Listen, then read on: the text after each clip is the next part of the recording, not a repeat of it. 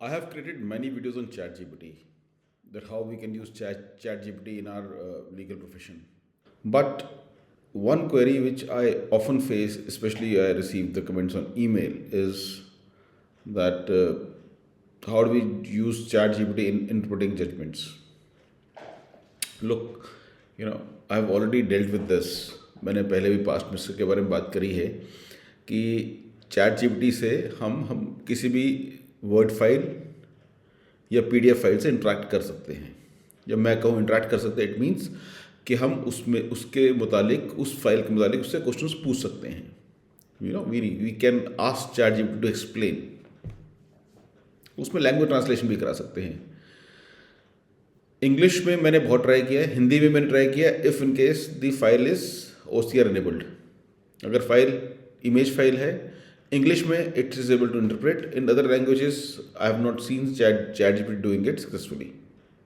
बहरहाल आते हैं सुप्रीम कोर्ट की स्पेसिफिक टू दिस क्वेरी की सुप्रीम कोर्ट की जजमेंट्स को इंटरप्रेट कैसे करते हैं. It's a very simple process and आपको ये जो प्रोसेस लाइव डेमॉन्स्ट्रेट करके दिखाऊंगा अभी. और मैं इसको बताऊंगा कि आप इसको I will use a judgment of supreme court to address this query. But मैं उसके बाद उसको और किस किस तरह से यूज़ किया जा सकता है, I will try to throw some light on that also, so that if anyone who is not into legal profession, he also has some query in terms of interacting with PDF files, even he वो भी इस video से थोड़ा benefit ले सके. तो over to my ChatGPT screen. Guys, this is my ChatGPT login. It's a quick presentation. It's not going to be very detailed one. तो what we can do is that say we अब देखिए I'll take a live case which is in one of the high courts where we are talking about we are fighting for the rights of pension for certain defense personnel. तो अब उसके लिए तो एक judgement जो है जो मेरे काम की है वो है DS नक्कारा. तो मैं सबसे पहले क्या काम करूँगा, मैं इसके अंदर एक डॉक्यूमेंट अपलोड करूँगा. वो डॉक्यूमेंट क्या होगा, वो होगी मेरी जजमेंट. और कैसे अपलोड करते हैं, we go to this attach sign @sign. इस पर हमने क्लिक किया. अब अगर आपके पास डायरेक्ट लिंकेज है इसकी गूगल ड्राइव से या माइक्रोसॉफ्ट वन ड्राइव से, पर मेरे पास कंप्यूटर में ही है तो मैं कंप्यूटर से अपलोड करूँगा. Go to upload computer, so it takes me to the specific folder. और ये जजमेंट है जो मेरे को समझनी है और मैंने ये कर दिया upload. It'll take about few seconds to upload the judgment. It depends upon your network speed side and of course the PDF file size. अब साहब पहला कमेंट क्या है, understand what we want from this judgment. A, we want the ratio of the judgment. B, we also want to learn certain facts. क्योंकि कई बार क्या होता है कि आप बड़े कॉन्फिडेंस से जजमेंट लेके जाते हैं ट्रायल कोर्ट में या किसी और कोर्ट में जहाँ पे वो जजमेंट एप्लीकेबल हो, और वहाँ पे आपको पता चलता है कि भाई आपके फैक्ट्स और जजमेंट के फैक्ट्स अलग अलग हैं, hence the judgment will not directly apply on you. तो हमें इसके फैक्ट्स ही समझने हैं और हमें इसकी रेशो भी समझनी है. तो हम सबसे पहले क्या करते हैं, हम कहते हैं please is option. Okay, give me the summary of this judgment.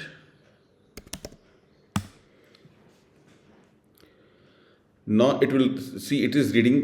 Now it is writing. देखिए मैं ये उम्मीद करके चल रहा हूँ आपसे कि आपने बेसिक सेटिंग्स जो हैं वो चैट जीपीटी में कर रखी हैं. Chat GPT is aware that you are a law professional. Chat GPT is aware that chat GPT has to think from the lawyer's perspective, from legal perspective. ये settings आप कर लीजिएगा. और इसको करने के लिए आप मेरा एक पुराना वीडियो देख सकते हैं जिसका लिंक मैं ऊपर दे रहा हूं आपको. देखिए ये आ गई हमारी जजमेंट्स की समरी. ठीक है, कि इसमें क्या कहा था, कोर्ट का डिसीजन क्या था. So let's run through this. कि it was basically the background was of the case was, हम अंग्रेजी में क्यों पढ़ रहे हैं जब हिंदी में हमारा डायलॉग चल रहा है. हमें हिंदी में पढ़नी चाहिए ये, तो why chat GPT is give it in English. ChatGPT से बोलते हिंदी में दे, give me all this information in language mix of English and Hindi, जैसे नॉर्मल हम आमतौर पर बात करते हैं।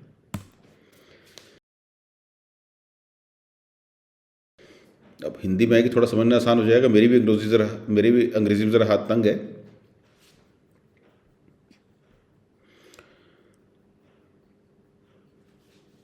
सो बेसिकली इससे हमें क्या पता चल रहा है, इसमें पता चल रहा है कि पेंशन जो है वो एक पेंशनर की राइट है, वो एक गवर्नमेंट एम्प्लॉय की राइट है। और पेंशनर्स जो हैं वो एक होमोजीनियस क्लास बनाते हैं, विद इन द क्लास उनके साथ डिस्क्रिमिनेशन नहीं हो सकती। और ये जो आर्बिट्रेरीनेस है वो आर्टिकल 14 की वायलेशन है।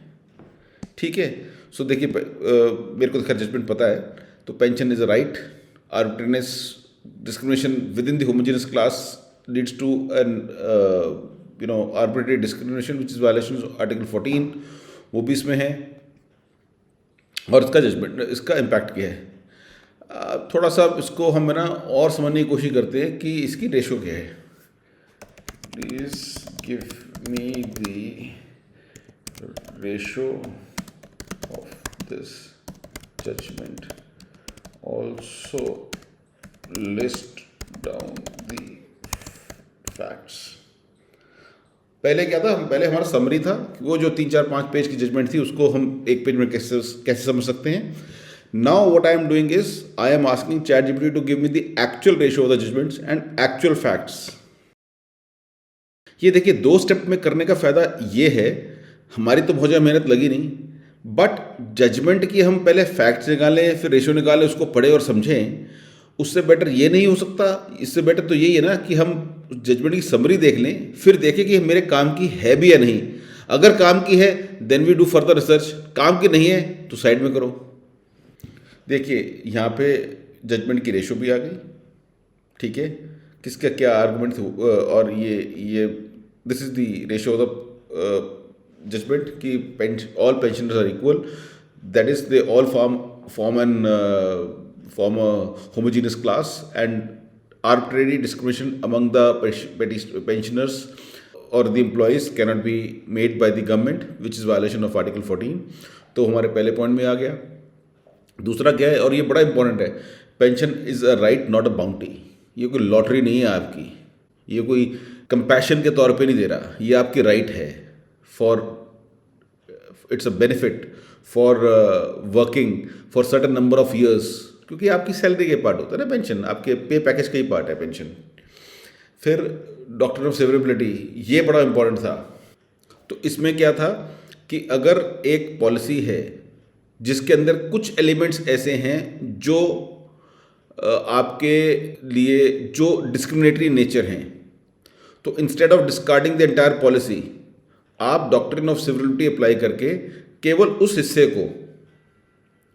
हिस्से को पॉलिसी के जो कि डिस्क्रिमिनेटरी नेचर हैं, जो आर्बिट्रेरी हैं, आप उनको केवल हटा सकते हैं। बहरहाल ये फैक्ट्स हैं केस के, ये आप देख ही लीजिएगा। I mean of course you will have your own judgments, ठीक है, बट मेरी ज़रा बुद्धि में ये थोड़ा कम घुसा है, तो चैट जीपीटी थोड़ा और समझते हैं ना। Please explain this in detail and colloquial language. देखिए साहब, मैं तो ट्रायल कोर्ट का लॉयर हूँ, मतलब हाई कोर्ट में भी प्रैक्टिस करता हूँ। तो देखिए साहब, मेरी तो अंग्रेज़ी भी तंग है, और मेरे को ये बड़ी जजमेंट्स आती भी थोड़े कम समझ में हैं।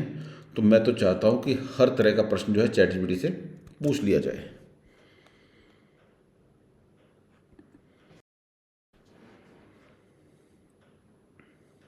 देखिए, डॉक्ट्रिन ऑफ सेवरेबिलिटी का मतलब है कि अगर एक लॉ या पॉलिसी का कुछ पार्ट अनकॉन्स्टिट्यूशनल या डिस्क्रिमिनेटरी है, तो कोर्ट उस पार्ट को अलग से अलग कर सकता है। That is severe. सिवियर का मतलब होता है आप व्हेन यू से सिवियरिंग ऑफ आर्म, आर्म का कटना, तो कटने को कहते सिवियर कहते हैं। When anyway most of you would be aware of this word. और बाकी लॉ को वैलिड बनाए रख सकता है। So so so this is what the ratio of DS नकारा वॉज। अब चले अब थोड़ा सा और समझने की कोशिश करते हैं इससे कि मेरे केस में ये रेलिवेंट है या नहीं। मेरे पास जो एक केस है उसमें ये रेलिवेंट है या नहीं। तो हम एक आर्बिट्ररी केस लेते हैं।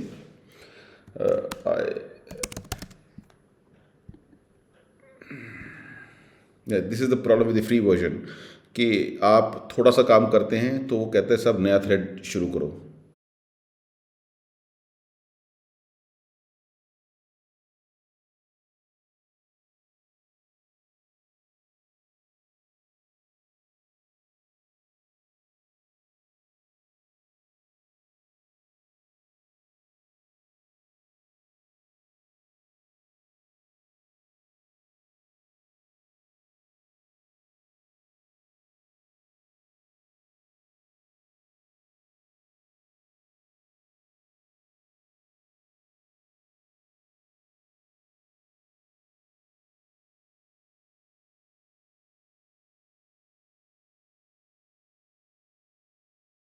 देखिए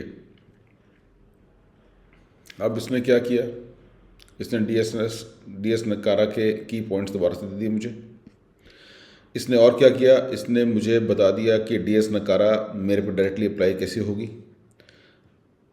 आर्बिट्रेरीनेस इन द डिसीजन और द पॉलिसी वो निकल के आ गया इसमें। फिर since I already work for 10 years, मैं इसमें थोड़ा सा और रिफाइन कर सकता हूँ, but then the unnecessarily the video will become long और मेरे केस की डिटेल्स बीच में आ जाएंगे, इसलिए मैं उसको कर नहीं रहा। अदरवाइज हम इसमें ना पेंशन पॉलिसी भी डाल सकते हैं कि साहब ये पेंशन पॉलिसी है, आप इस पेंशन पॉलिसी में बताएं कि ये आर्बिट्ररी है या नहीं। सो एनीवेज वो आप अपने आप ट्राई कीजिएगा। I have done all that, तो मुझे तो पता है क्या है क्या नहीं। तो this objective of this video is solely to tell you how to read the judgment and see it is applicable in your case। तो उसी का एग्जाम्पल ले रहा हूँ। So I am just trying to limit the scope. तो ये भी आ गया और मेरे पास जो मैं कर सकता हूँ वो भी आ गया, और I can even go step ahead और मैं बोल सकता हूँ कि frame return arguments for me for this case and write it into a Word file। तो अब हमने कहा साहब जजमेंट हम समझ गए, हमारे काम की है। अब आप इसके रिटर्न आर्गुमेंट्स भी बना दें और रिटर्न आर्गुमेंट्स को एक वर्ड फाइल में टाइप भी कर दें, सो दैट मेरा काम बिल्कुल आसान हो जाए।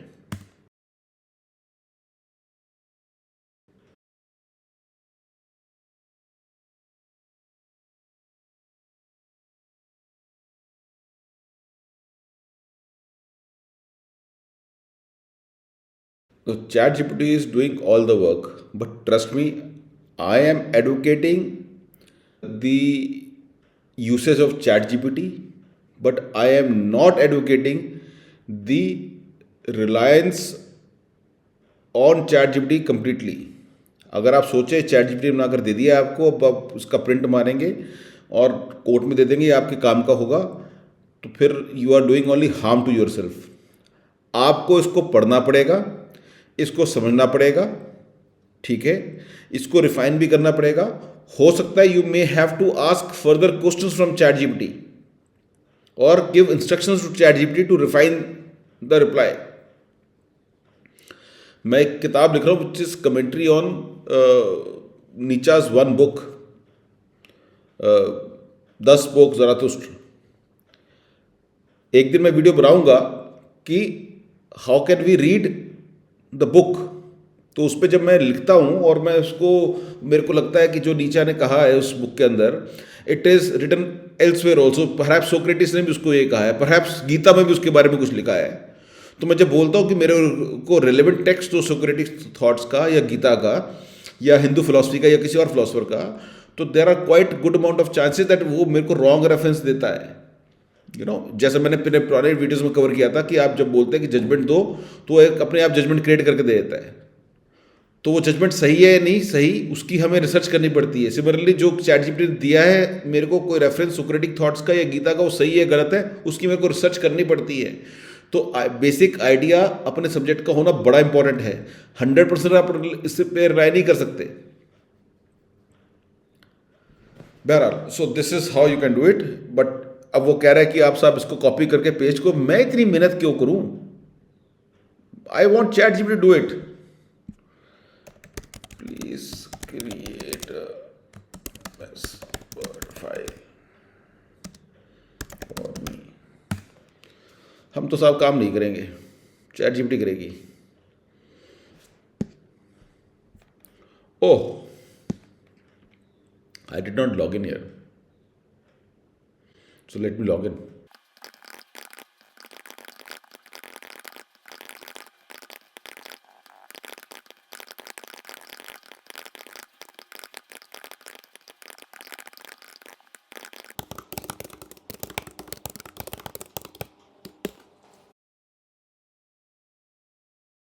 तो मैंने अब केस डिटेल्स दोबारा से दे दी है इसमें लॉगिन करके, और उसको बोल दिया कि डी मेरे को एक वर्ड फाइल बना कर दे रिटर्न आर्गूमेंट्स की।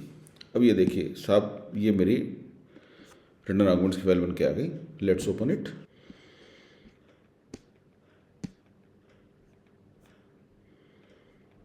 ये मेरे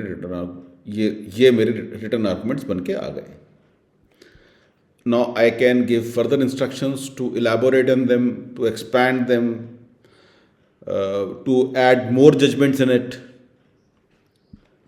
मतलब मैं इसमें ये भी बोल सकता हूँ, please add more relevant judgments in these arguments.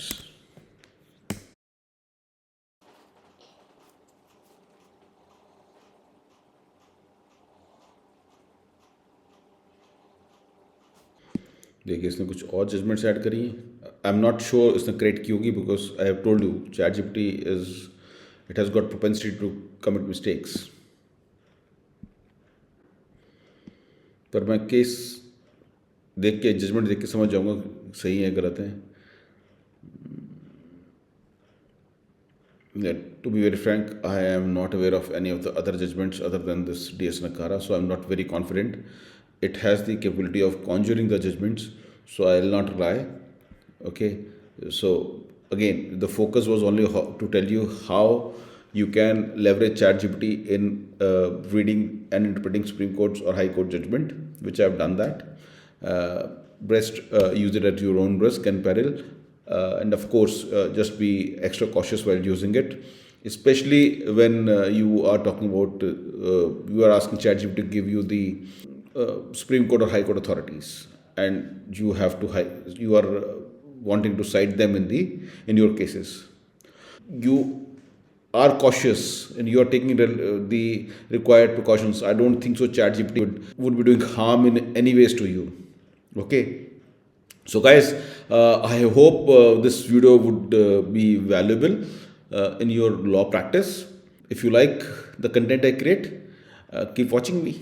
Thank you.